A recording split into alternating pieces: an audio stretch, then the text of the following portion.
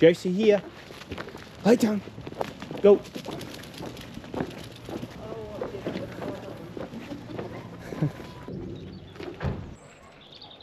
Hello everyone, welcome back to the channel. Today we start off with some sheep jobs once again. I know that was a bit lacking in the last video, but I still hope you enjoyed it.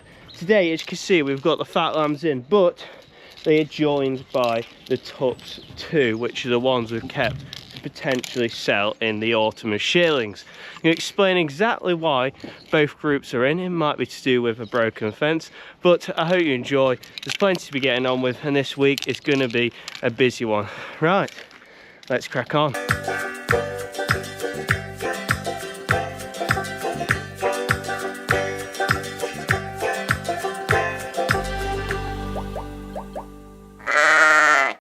Right, as I said before, we got two groups in. The main reason for this, it was very windy yesterday, and the wind managed to push / blow a fence over which had the fat lambs in. They got out, so we just chucked them in with the Tups overnight because I knew I was going to get them in anyway. The fat lambs here are the ones that are woolly. The potential ones to go on to breeding are the ones that were shorn, if you remember, a few months back.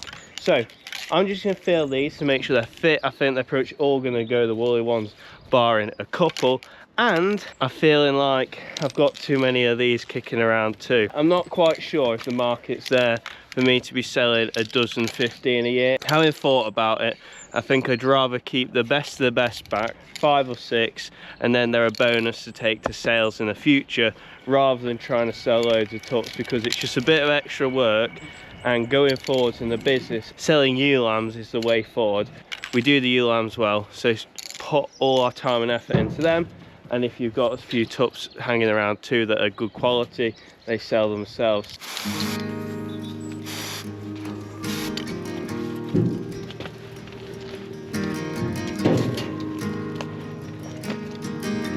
Right, so that is them all split up. We have 9 fat lambs in there, so that's really good. It means we've only got 2 that aren't finished now. They're joined in with the borderlesses in that little pen. We're probably going to get rid of a couple of those borderless Tup lambs, which leaves to 2 nice ones. They're just not ready yet, so at some point we've got 4 more sheep to go. But as you can see, I'm in with the Tup lambs now. I want to whittle these down to 5 or 6. So what I'm going to do is pick out my favourite 5 or 6, and unfortunately the rest are going to go with the fat lambs. Look at the back end on this one. Just having a walk around here, looking at pasterns and stuff like that, making sure anything in here that should be in here is still walking around its legs and there's no problems, because there's no point keeping through if they've got problems anyway. So these are the 5. These are 6 that haven't quite made the grade, so you guys are going in the morning.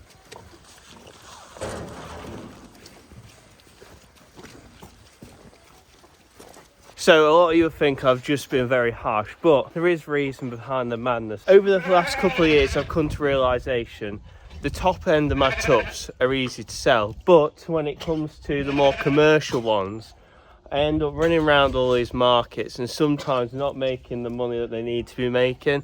They're just better off going fat, not me spending money on feed, time, grazing, and all that kind of stuff to sell a Tup for 300 quid. It's all right if they sell for £500–600 minimum because there is money in them, but at the end of the day it's a business and I can't be keeping sheep and taking up grazing now as the numbers go up.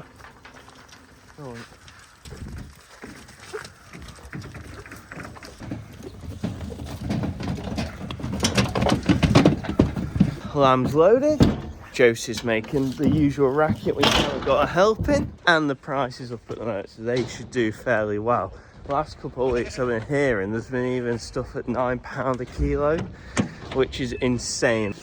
Just when I started with sheep, getting £80–100 a lamb was good, and you struggle to make money off that, like you pretty much losing money. But now the lambs are at a good price, £130, £40, £50 a head, and you can make money from that, so it's heading in the right direction. And at the end of this month it's Ramadan too. So Ramadan is a Muslim festival which is celebrated around the world, and the demand for lamb and mutton goes up just because a lot of them would eat that at that time of year, because they're big celebratory meals and stuff like that, and they tend to eat lamb and mutton basically, so the demand goes up. So coal use at that time of year, the price rockets, so we need to just be having a check of anything that we want to get rid of that's probably barren, and get rid of them. So yeah, just my brain at this time of year.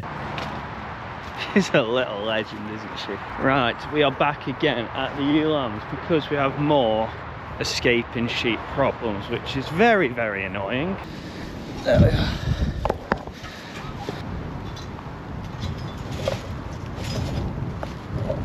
The one thing is we've got a week's left grazing here, so I want to hold them here for another week, and that's how the plans are suited. So if they're just going through a little hole from that, that should hold them. So far so good, the fence looks a-okay. It must have been that patch. That won't help either. Right.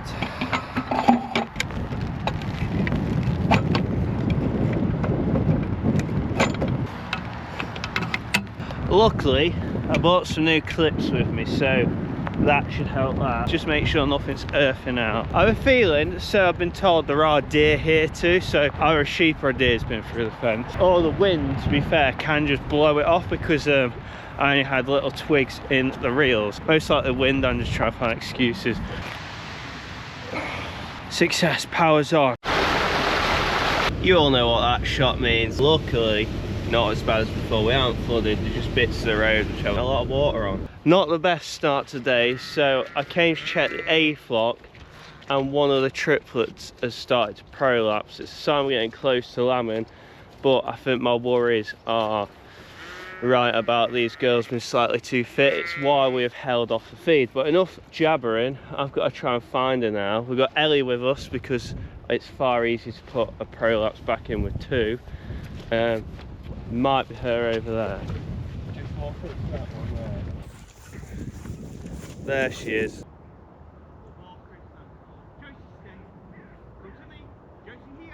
We've caught her thanks to her. She's not bad, is she, Ellie? Right, this is the prolapse here.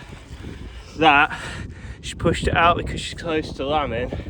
Although she's quite a while off lambing, so it's a bit weird. Take some. That's Metacam, so that'll take any pain relief and swelling away. There'll be wee everywhere. Right, okay, let's go in slowly.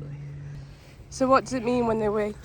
It means because this is basically blocking the passage, they'll really badly need the toilet.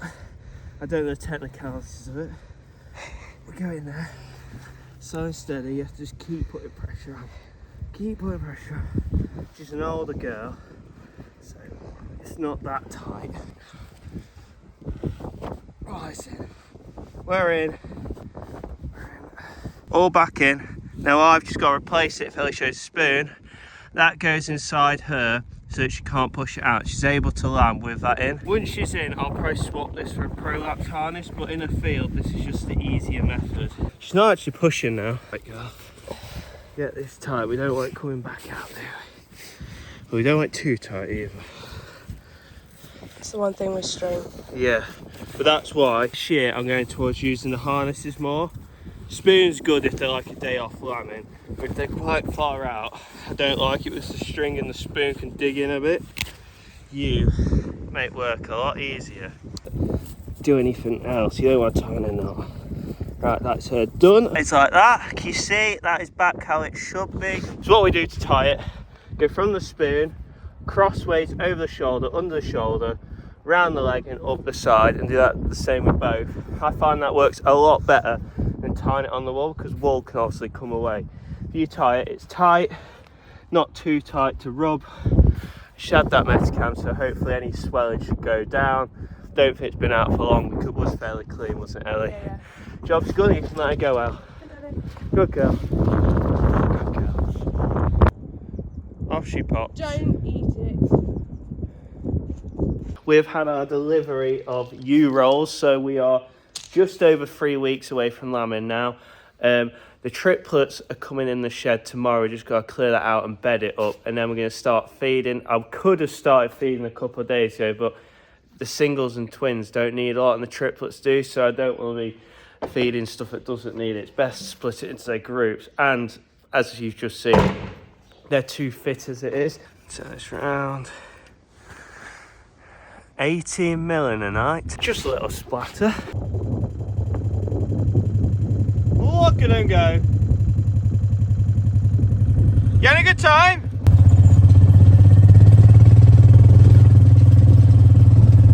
I am going to get murdered when Soph sees the state of you two. You both stink. Well, you should not have gone rolling in fox or badger or whatever it is, should you?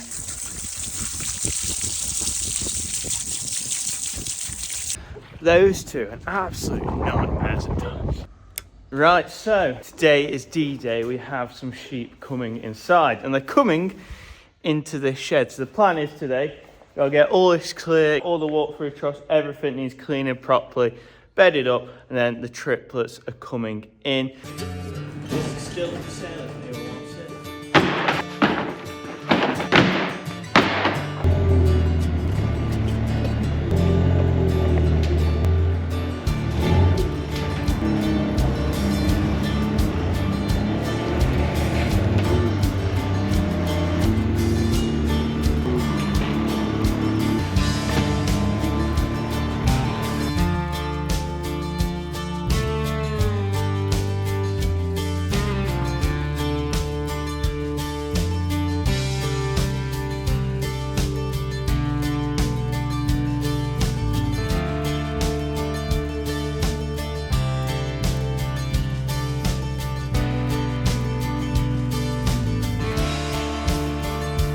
Well, it's going to be tight, isn't it?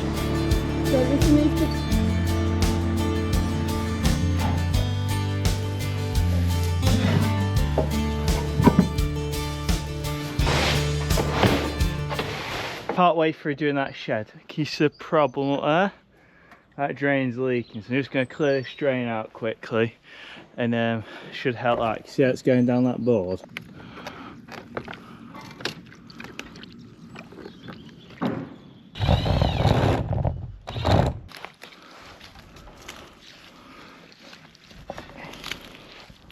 I am happy, so you can see the drain now isn't dipping down and it's flowing that way. Gutter's clear, happy, and now the water won't go into the shed.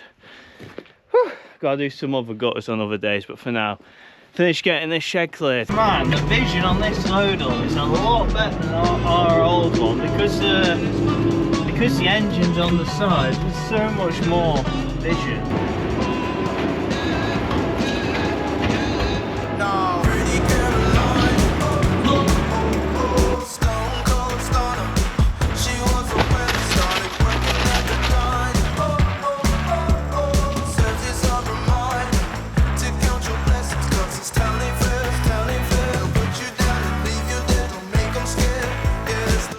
Warm job.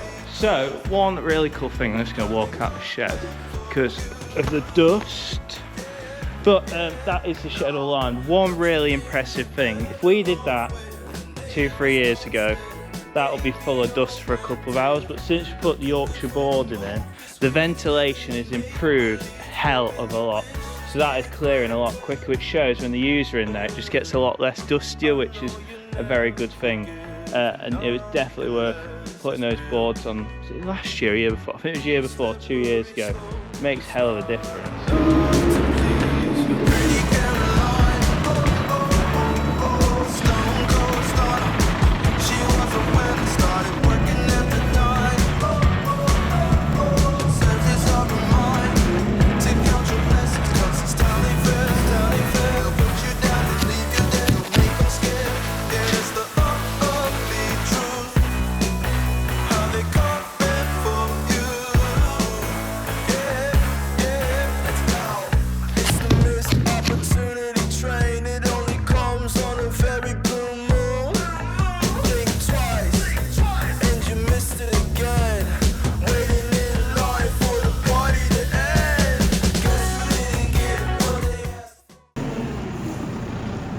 That'll do.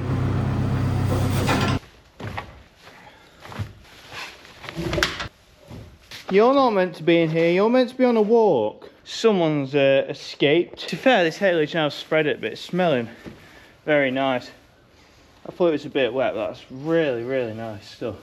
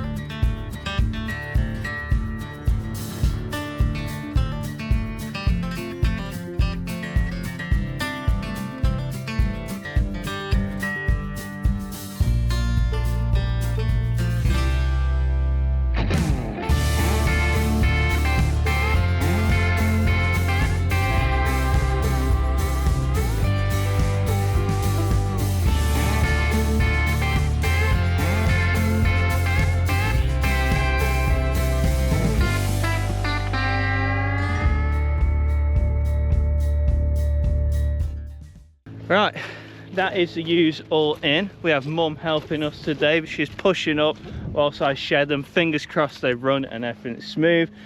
We're short of hurdles, so we're going to have to keep adding to the pen one after another. Triplets go in the pen, everything else, sorry no, quads are going in that pen too, and then everything else is staying in the field, and the twins are coming in next week. It's just to do with feed. We want to make sure that these quads and triplets are getting the right amount of protein as we get close to lambing. So, right, we best get going. Keep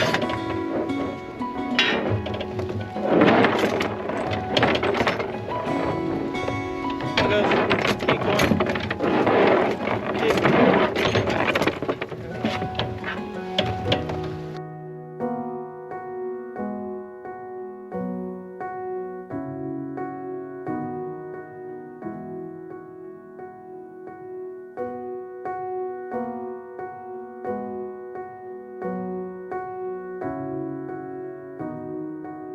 And that leaves us with a pen of triplets and quads. So the quads are ones with 2 green dots like that.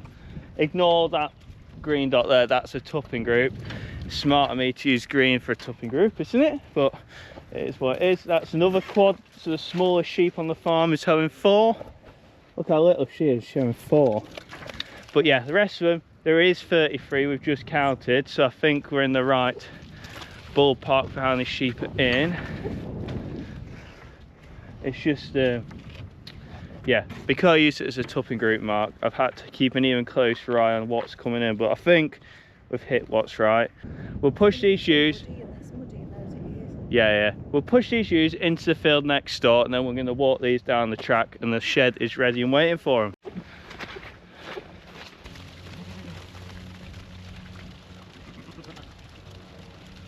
Now, that is probably the best joke she's ever worked. I didn't have to do a thing, didn't have to move. Through into the next field, so they're away, taking the risk factor off. If now we let these triplets out and push them down the track. Good girl, that was fabulous! Yeah, you're a bit lucky though. Right girls, please go in the right direction.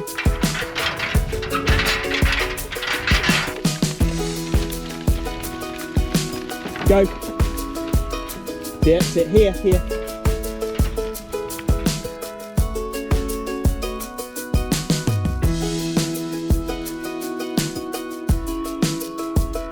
We're on the move.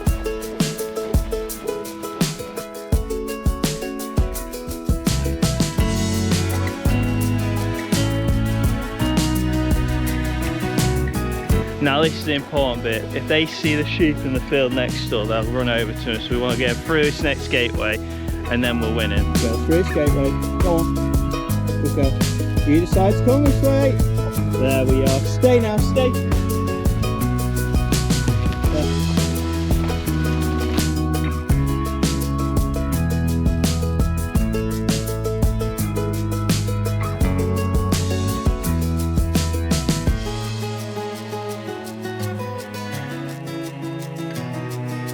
I'm a bit redundant here. Josie's just trotting along behind them, pushing them up. She won't even put them in the shed for me. Well, she's meant to do that, but I mean without my help. Right, one last corner and we got the shed. Are they going to go straight in? That's the question.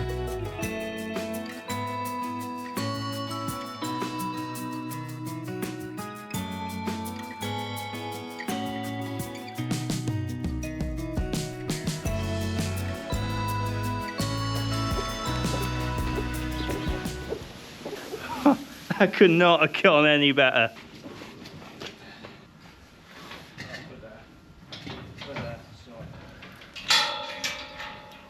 Good job done. So these are obviously on the haylage and they're going to start being fed corn today, so I'll do that a bit later on once they've settled. Josie, and then I am going to start feeding outside too, but not a lot because I don't really want the singles to be fed too much. They're still in the group. So the next job is in the next week get the next shed cleared, because that is where all the twins are going. The singles are going to sit in the other half of that shed. Right, and that is us done. Not for today, but for the video. I hope you enjoyed. If you did, please don't forget to like, subscribe, and as always, I'll see you in the next one.